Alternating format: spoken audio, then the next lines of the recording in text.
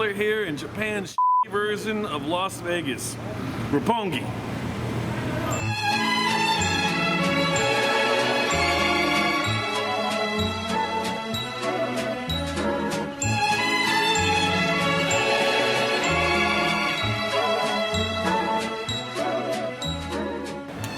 Roppongi's not my favorite place in the world. There is some pretty cool stuff to see here. There's the Roppongi Hills area, which has this weird ass spider thing behind me, and also the Mori Tower, which basically kind of looks like Shinra Tower, which I'm a big FF7 fan. If you don't know what FF7 is, Final Fantasy VII, pretty awesome.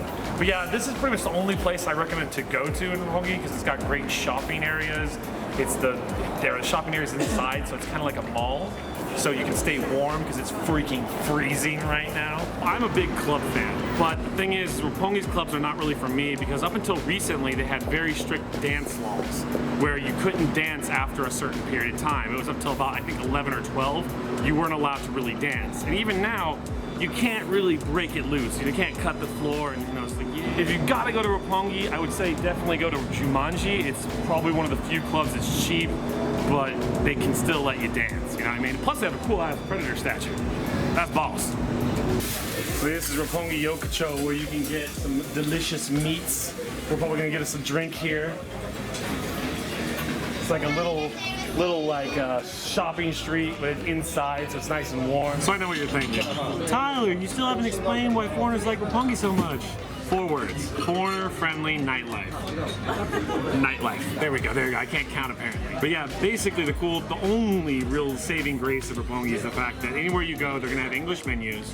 They're gonna have usually people that speak a relatively good amount of Japanese English, and that's kind of the cool thing. Right now we're in Roppongi Yokocho. We're about to get some delicious yakisoba, like okonomiyaki kind of mixture thing. So I'm really excited for that. Plus I got my highball, whiskey soda. So good. I probably should have downed that Shuhai earlier. That was a mistake. One of the first things we noticed when we walked into Roppongi Yokocho is the fact that every single place was just like, we have English menus, we have English menus. Hey, come into our store. And they were just trying to pull us in. Like the touts are just so pushy, but in a good way. They're very friendly. And that's one of the few saving graces I found. I actually didn't know about this place until we came here this time.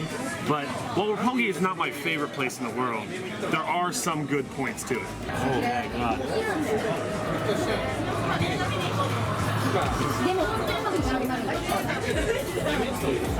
That is absolutely amazing.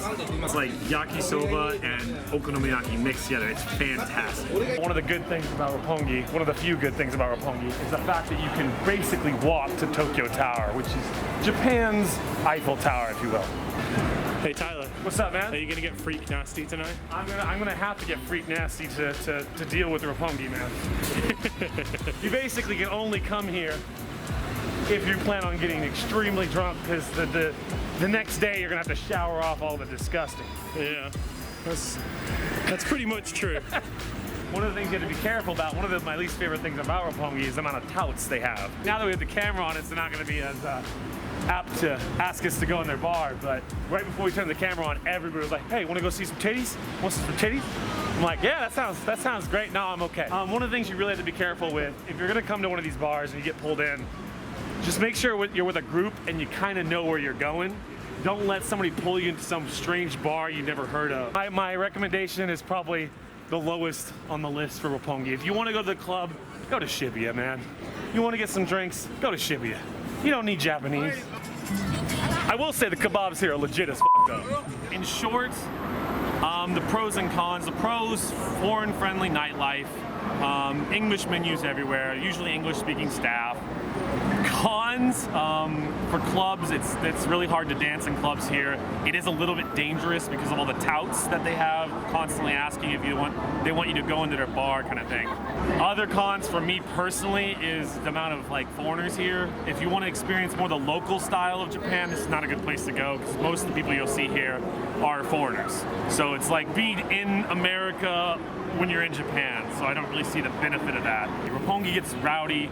I mean, if you're gonna drink, I'd say there's much better places you can go to, but if you want to see the dirty dirt that is shitty Las Vegas, come out to Roppongi. Anyways, that's it for today. This has been Tyler from Doga TV. Take it easy, guys. Good kitty.